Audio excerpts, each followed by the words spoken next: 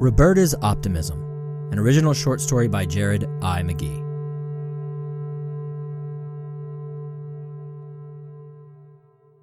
Roberta's optimism was still wholly intact. She was, after all, only 19 years old. And despite living in the less than dazzling government apartments outside of the city center, she kept smiling, always, looking to her extensive matchbook collection if she ever felt her ever-present smile was going to falter. Roberta began hoarding matchbooks right after her mother died 2 years ago. The officer who held her back from storming into the home-turned-charnel house had handed her a book of matches from a local diner that her mother had once told her served the best icebox lemon pie in the city. The matches bore the countenance of a deranged-looking obese man with a handlebar mustache that looked as if he belonged in a bygone era. The red and white field of stripes the face rested on had a strange hypnotic effect, particularly when illuminated by the red and blue pulse from the police cruisers that were swarmed around the complex that night. Officer Davis later told her that the intruder had done all of his carving while her mother was still alive. Apparently, you could tell that from the way the blood spreads across a room. They assumed the perpetrator was a man, the speculation being made based almost solely on the level of brutality and sexual sadism at the scene. Her mother had been so savagely brutalized that she almost did not have a lower half. She was ground meat from waist to upper thigh. As odd as it sounded, that Cheshire man protecting these matches kept Roberta from snapping that frigid, rainy night. Roberta, of course, moved out of their old place. She could not afford their apartment, and she did not feel much like residing in a butcher shop. The very first fire she lit in the fireplace of her new residence was set aflame by her book of special matches and her smiling companion. She ate her first piece of lemon icebox pie as she stared into the writhing flames and tried to hear kindness in their crackle.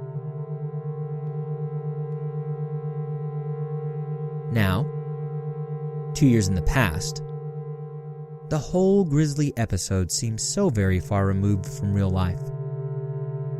It bothered her that she could not remember her mother's laugh, not to mention any of the details of their last moments together, what she had last said to her. Luckily, Roberta had some special plans for the occasion of her mother's death, an anniversary party of sorts. She was so thankful for the police's ineptitude and inefficiency. Finding the man she'd slowly been starving to death these past weeks was actually quite simple.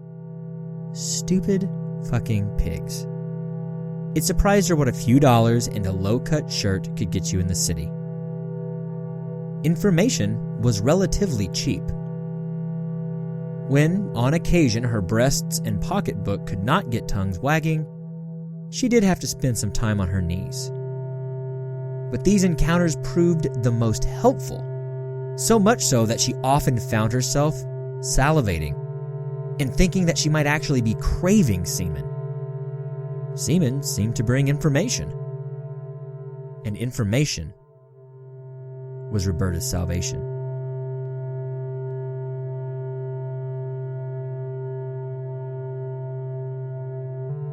Giuseppe Tango had now been with her for 3 months and 2 days. She snorted. No matter how many times she encountered that man's name, she could not help but laugh. Her monster having the name of a bad sitcom character helped her demystify him and de-terrify herself. Though, in truth, her fear had been burned away a long time ago. He'd laughed at first, too. Then she began to work on her art project, using the stacks and stacks of matchbooks she'd collected over these past 2 years. They came from all over. The Cheshire Man was still there with her, but she'd gathered matchbooks from every corner of the city. They chiefly came from bars, but occasionally, a hotel or restaurant or other establishment would have one waiting for her. She collected them as she searched for him. To her, this made everything all the more poetic. They were her companions in this, her partners. To begin her transformative piece, she started by lighting matches in his presence. Then she advanced to moving those tiny little flames ever so close to his eyes. His pupils would grow and shrink, grow and shrink. How interesting it all was.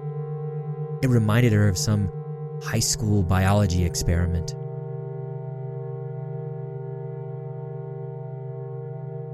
The experiments with his eyes lasted only a day or two. She began burning his fingertips and the ends of his toes after that. She'd hold the matches to his skin until they burned out. He'd oomph and yell into his bandana gag. He sounded so funny. She quickly moved to burning skin all over his body until he was covered in open sores that were weeping and pus-filled. Burns, burns, burns. She never let them fully heal.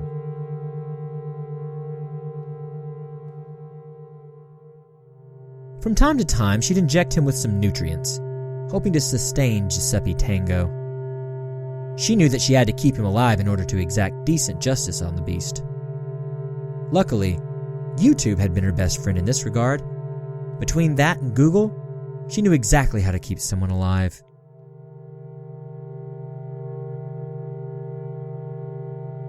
The smell of his flesh burning was almost delectable to Roberta after a time.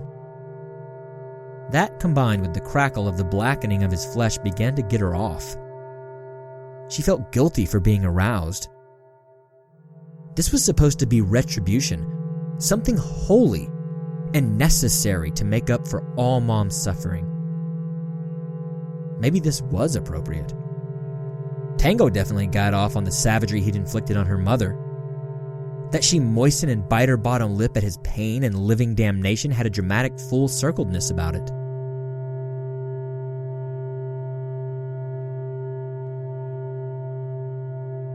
After weeks and weeks of this little dance, Giuseppe Tango was pockmarked with blackened bubbles where once there was an olive epidermis that most women would have probably found sexy.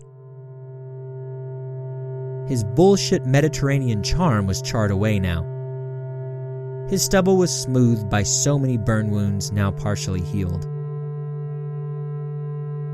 Officer Davis had called Roberta a handful of times amid her time with Tango. She answered the calls, assured him she was okay, told him that it was okay that they had no leads. He was so apologetic.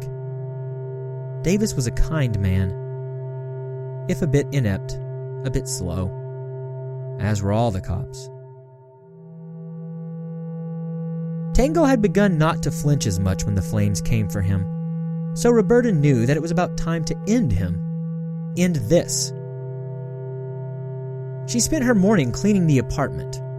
Once everything was just so and perfect, she spent the afternoon cutting small slits into Giuseppe Tango, inserting 1 or 2 matches for every slit she made on his once enviable body. She spread gasoline, kerosene, vodka, oil, and lighter fluid on him in spurts. She wanted him good and doused. She needed it to soak in a bit. She was vaguely aware that he was still making muffled objections, though weakly. Roberta had honestly stopped thinking of him as a human being roughly 2 weeks into this little project. His humanity had slipped away almost immediately. So noises from him were as easy to ignore as creaking of old floorboards or the traffic outside.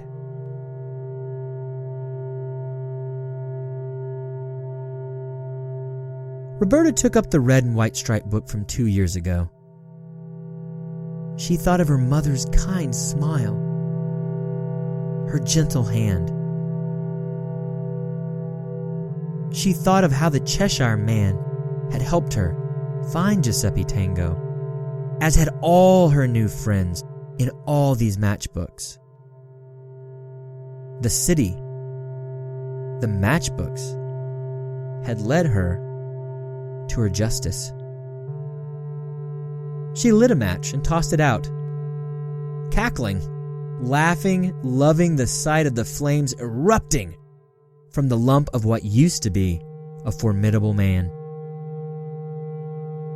She pulled up one of her kitchen chairs so that she was right in front of him. Roberta's optimism was still wholly intact, and justice was being served, further qualifying that optimism. She said his name aloud, Giuseppe Tango, and her laughter grew.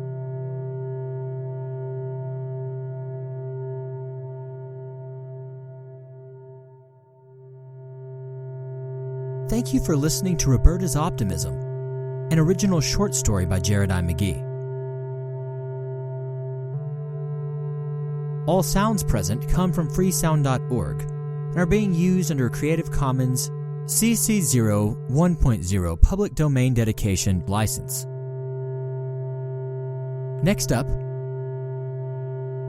stick around and enjoy a story that looks into the future to the year 2068.